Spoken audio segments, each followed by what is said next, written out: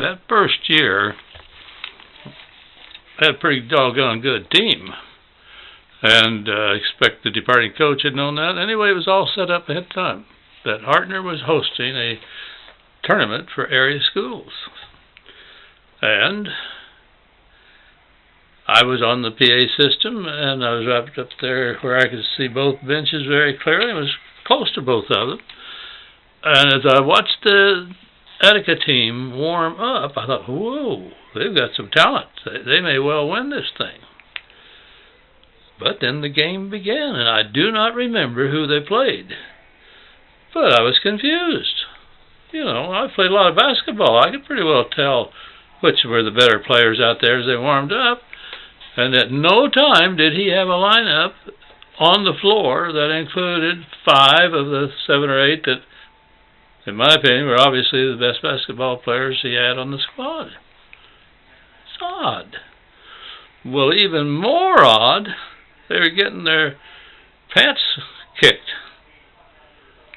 And he was using a press defense that the other team was just breaking down over and over and getting easy layups and killing them.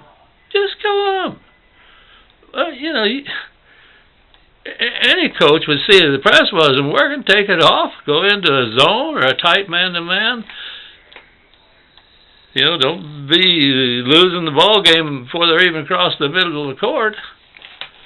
Never did. Kept the press on all the time, rotated a lot of different people in. I thought, damn, that's weird. Well,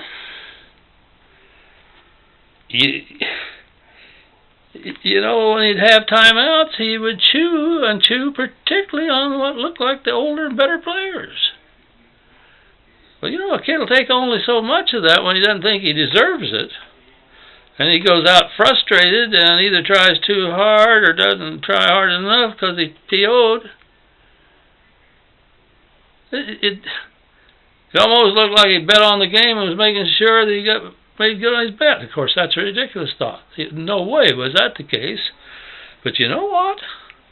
The next week after the tournament was over, and they either, I can't remember if you lose one and you're out or if you lost 2 and you're out, but they did one or the other. They weren't there. They never won a game in the tournament, I don't think. I didn't see any records in the annuals when I look back that would tell me. But the next week, somebody showed me an article, I think out of the Kiowa paper, that said, in effect, that Coach so-and-so of Attica, frustrated with the inability of his upperclassmen to win, was going to demote them and go with an all-underclass lineup. You know, I think maybe it was his first year there, and maybe some of the boys were telling him this is the way the old coach did it or something, and irritated him. Didn't feel they were loyal to him or respectful or something.